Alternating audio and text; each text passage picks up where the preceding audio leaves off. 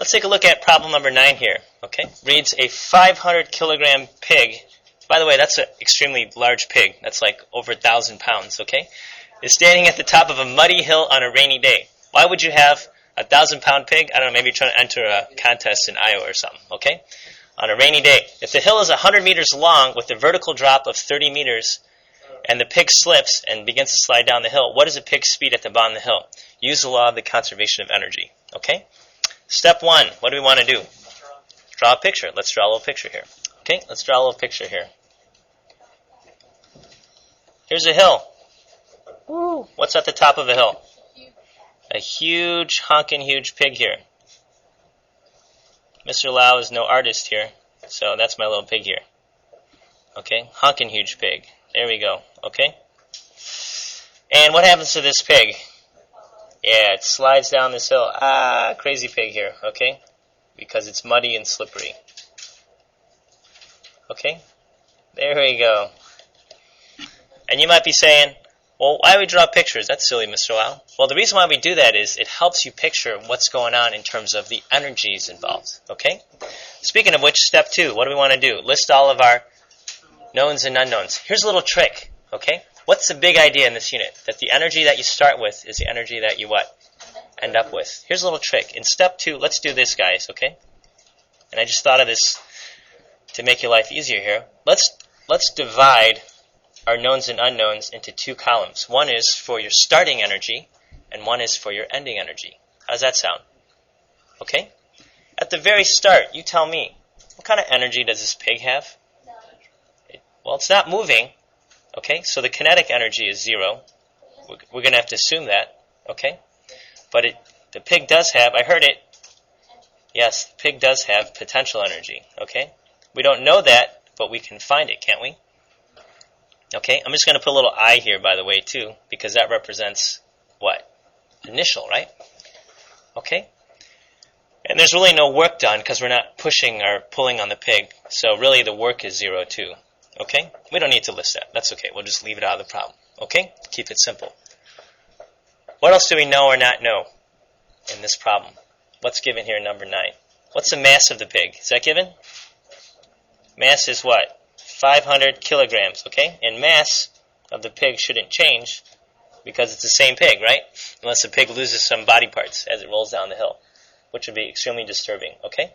The hill is 100 meters long. So it's 100 meters this way and 30 meters high. Which is the important one? What actually affects how much energy is stored up?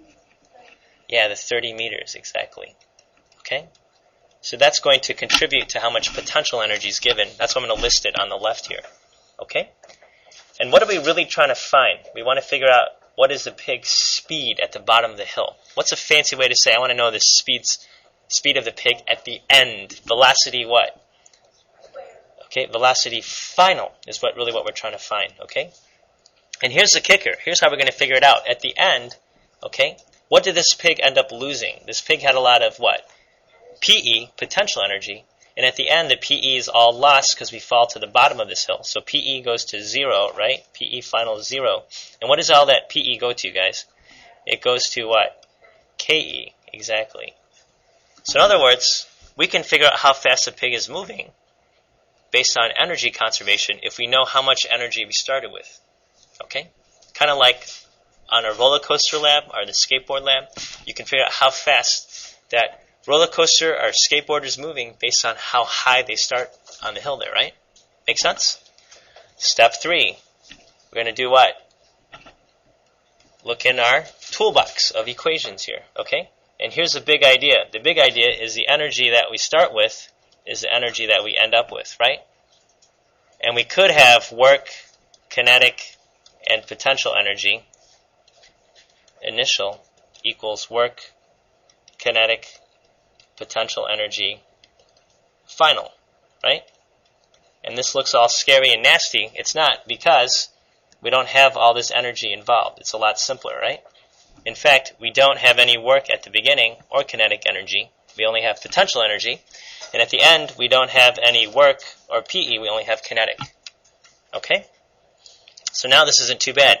What's potential energy equal to, guys? Mg what? h, right? Just look in our toolbox. And how about ke? Ke is equal to what? 1/2 what? mv squared, right?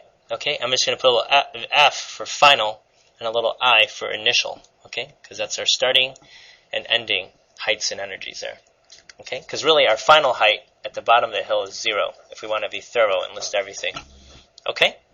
So now we're ready for step 4. All you got to do is do what? Shove in all of the numbers, right? From step 2. So what do we put in for m? The mass of the pig is what? 500. G is what? 9.8. What's the height? 30, right? And that's going to be equal to 1/2 the mass, which is what? 500. And we can solve now for the final velocity. You see that? Anybody notice what's interesting that happens to the mass? It actually what? Cancels out. So theoretically, it doesn't matter how heavy the pig is, which is kind of weird if you think about it, okay? And I don't know if you ever noticed, next time you go to Great America and you're standing in line and you watch the roller coasters and you're bored, time it.